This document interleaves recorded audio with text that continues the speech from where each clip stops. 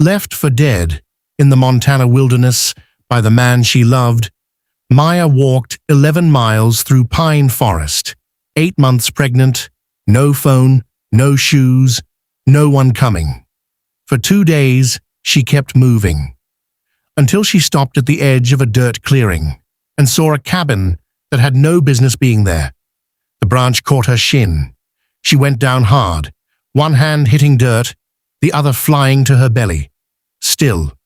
Then a kick, small, furious, real. She exhaled, and then she heard it. Paws on dry earth. A dog emerged from the tree line, large, rust-colored, no collar, and stopped a few feet away. Not curious, expectant. It turned and looked towards something she couldn't yet see. Then back at her. She got back up.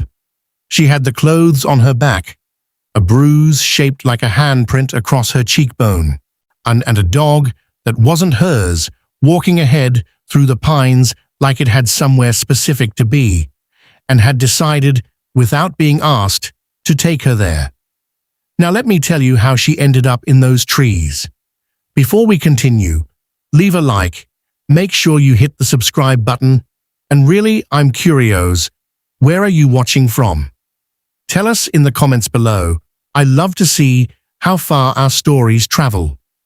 Now let's continue. She didn't stop walking while she remembered. Stopping felt like dying.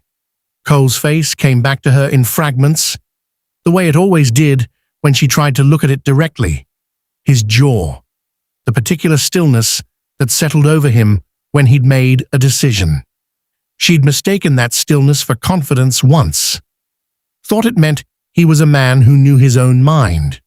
She understood now that it meant something else entirely. It meant he'd already decided, and you were the last to know. The drive had been quiet. That should have told her something. Cole was never quiet unless he was managing himself. And he only needed to manage himself when the thing he was about to do required a version of him that could live with it afterward. She'd watched the town disappear through the passenger window and told herself the silence was tiredness. Told herself a lot of things. He pulled over on a logging road 6 miles past the county line. No houses, no markers, just pines in every direction and a sky going grey at the edges. He said her name once. Then he leaned across her and opened the door. She'd reached for her phone. He was faster. His hand closed around it the same way it closed around everything she needed, calmly, completely, without apology. Then his other hand was on her shoulder. Not violent, almost gentle. That was the worst part. The gentleness. She remembered gravel under her feet, the sound of his tires on the road, the specific silence that followed, not peaceful, but absolute, the kind that only exists when something has been decided and the deciding is done. Then she started walking. The cabin door opened like it had been waiting. No lock, no resistance. Just a slow swing inward, and the smell of something closed for a long time. Dust and cold ash, and the particular staleness of air that hadn't moved in years. Maya stepped inside and stood still, letting her eyes adjust. Stone fireplace, wooden table, and a cot against the far wall with a wool blanket folded at its foot. Shelves holding a row of dented cans with handwritten labels. Someone had been here once and prepared for a return that never came. She moved the table against the door. It wasn't enough to stop anyone, but it was enough to hear them coming. And right now, that was all she needed. She sat on the cot and shook for a while. Not from cold, just the body releasing what it had been holding for 2 days.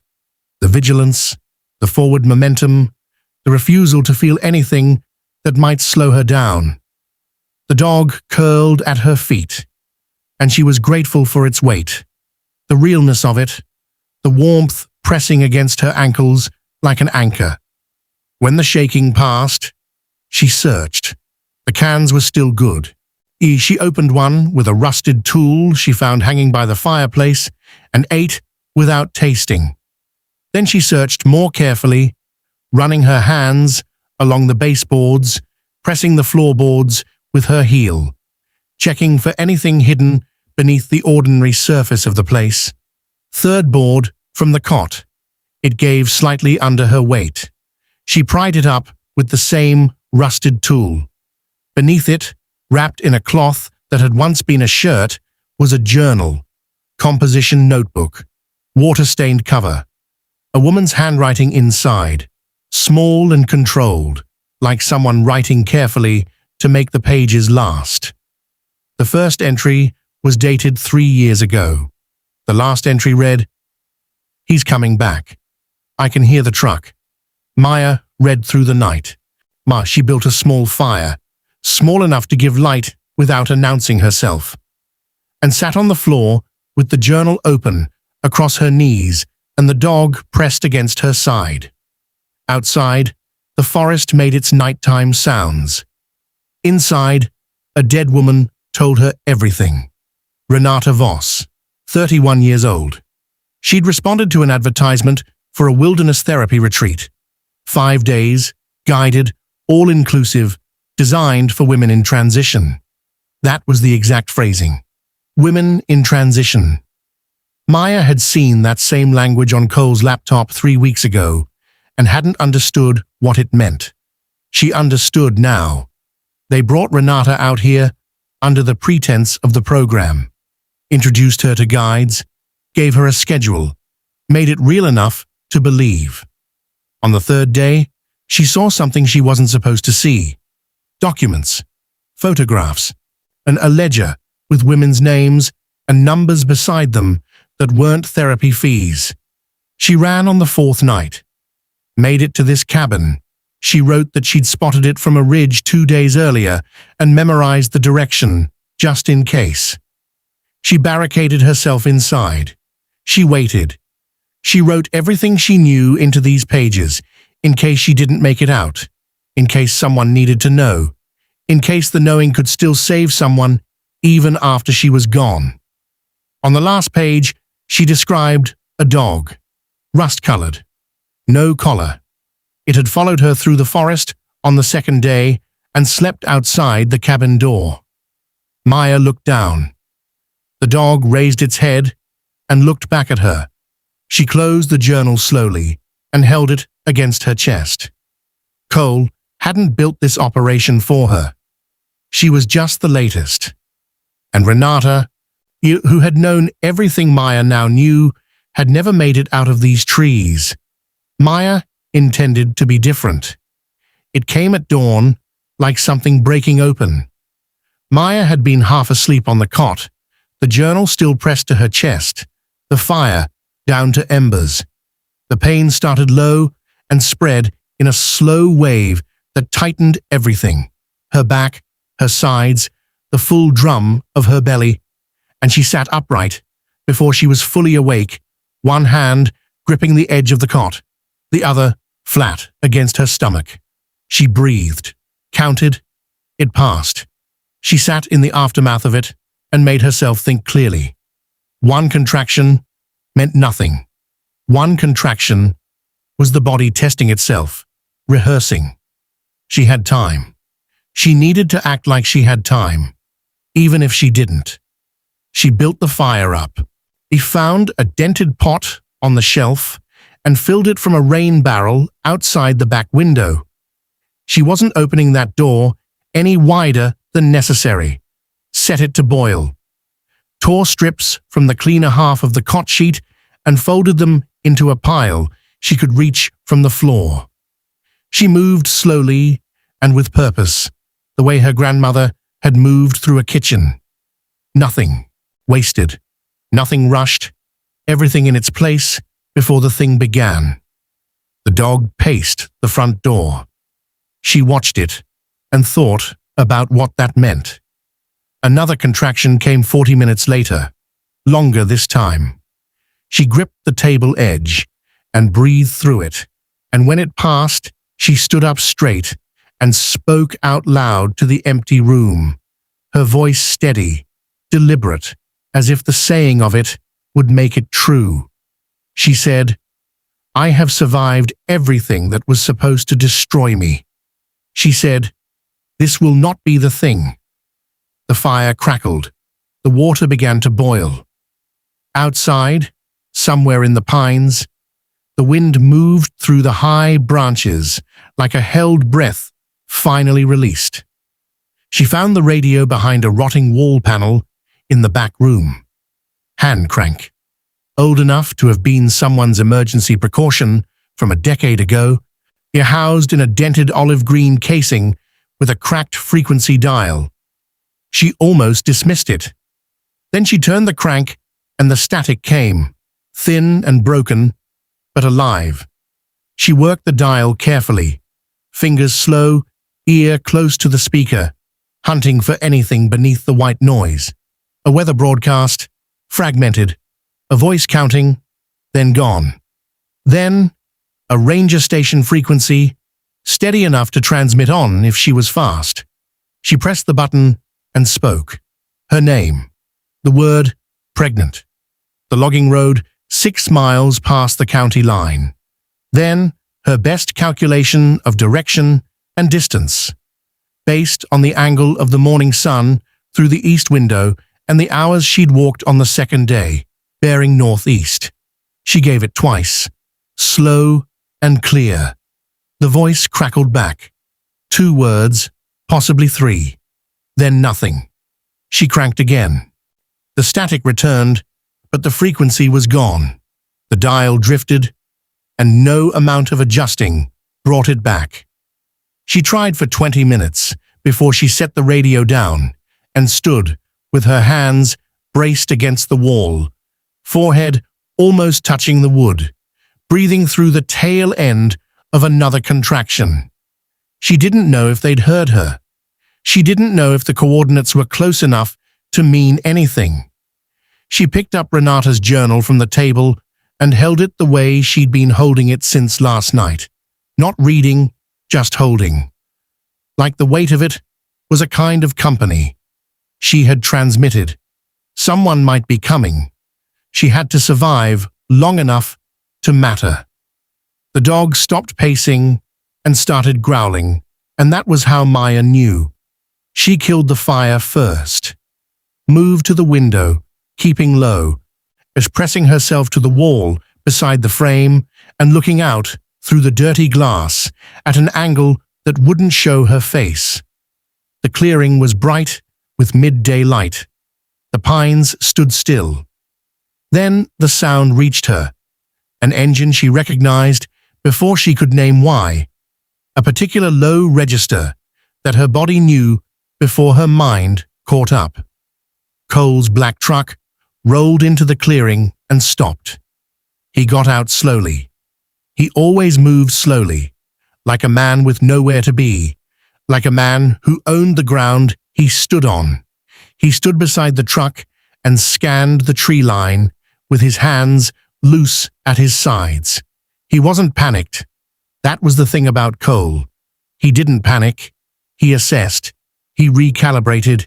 He moved to the next step with the same quiet efficiency he brought to everything. And the everything had always included her. And he wasn't supposed to find her here. He'd expected Wilderness to do what he hadn't wanted to do himself. The fact that smoke residue still clung to the chimney stones told him it hadn't. His eyes moved to the cabin. His expression didn't change. That expressionlessness, she used to read it as calm, used to press herself against it like a cool wall on a hot day, grateful for his steadiness when her own feelings felt like too much. She understood now that it wasn't calm. It was the absence of conflict. Cole had no internal argument about the things he did. There was no part of him that needed to be convinced. He walked toward the door. Maya stepped back from the window and picked up Renata's journal. She was standing in the center of the room when he entered. Not hiding. Not backed against the wall. and standing in the middle of the floor with the journal held against her chest and her eyes on the door. She had decided, somewhere between the window and this moment, that she was done making herself small. That particular survival strategy had run its course. Cole stopped when he saw her. Something moved across his face. Not surprise exactly, more like a minor adjustment, a man updating a calculation. Then the smile came, practiced and warm and absolutely empty. He said she looked terrible. He said she should sit down. He said they could talk through this like adults, that he'd been worried sick, that she didn't understand the full picture. Maya told him she'd transmitted their location to the ranger station. Something tightened around his eyes. Gone in a second. She told him she knew about the other women. She told him she knew what the retreat really was. She told him she knew about Renata Voss, and she held up the journal so he could see the cover, and she watched him look at it, the way you look at something you thought was buried. He told her the radio hadn't worked in years. He told her no one was coming. He told her she was alone out here, and she needed to think very carefully about the next few minutes. A contraction hit, sudden and total, the worst one yet. Maya gripped the table edge and bent forward and breathed through it in the silence of the room. And Cole watched her the way he watched everything, waiting for the weakness to become an opening. He took one step forward. The dog hit him from the left like it had been planning it. She didn't run out. She ran deeper. The back room. The one Cole didn't know she'd found. At the one she'd spent 2 hours quietly preparing after she read the last page of Renata's journal. She got through the door and through the iron bolt and stood with her back against the wood, listening to Cole's voice on the other side. Controlled, almost conversational, telling her this was unnecessary. The dog found the gap beneath the door 20 minutes later and scraped through and came to her, and she buried one hand in the fur at its neck and held on. The contractions were 2 minutes apart. She got herself to the floor. The strips of torn sheet were where she'd left them, folded and stacked against the wall. The second pot of boiled water, now cooled to the right temperature, sat within reach. She had prepared for this the way she'd prepared for every hard thing in her life. Quietly, practically, alone, because no one was coming, and waiting had never saved her before. Outside the door, Cole had stopped talking. That was worse than the talking. She focused on the only thing that mattered. Her breathing. The floor beneath her. The dog warm against her leg. The sequence of things her body knew to do, even when her mind wanted to run from it. She bore down. She breathed. She made no sound she could help making. Not for his benefit, not fear, just the iron discipline of a woman who had been hiding her pain her whole life and could do it once more if once more was what was needed. Her daughter arrived furious and loud and perfect. And beneath Cole's footsteps, on the other side of the door, beneath his voice starting up again, beneath everything, rotors, growing, coming up the river line exactly where she'd told them to look. Would they found Cole 40 yards into the tree line. He'd run when the helicopter banked over the clearing. That same calm efficiency, just pointed in a different direction. It didn't help him. The rangers were faster, and the forest was finite, and a man who'd always relied on other people being too afraid to speak had no real plan for the moment they did. Maya walked out of the cabin on her own 2 feet. Her daughter was wrapped against her chest, in the cot sheet, still furious, already loud, already demanding more from the world than the world had offered so far. Maya walked across the clearing. The same dirt ground she'd crossed 2 days ago, broken and terrified, following a dog she didn't know to a door she hadn't dared to hope was unlocked. She walked it differently now, not because the danger was gone, because she was different, and something had burned down inside her, and what was left was load-bearing in a way the original structure never was.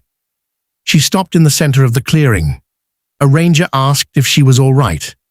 She told him she would be. Then she told him about the other women, about the retreat, the ledger, the names. She told him about Renata Voss and the loose floorboard and the journal she was still holding, had been holding since the night she found it, would not put down until she could hand it to someone whose job was to do something with the truth. The ranger nodded. He made a call. They dug up the floor 3 weeks later.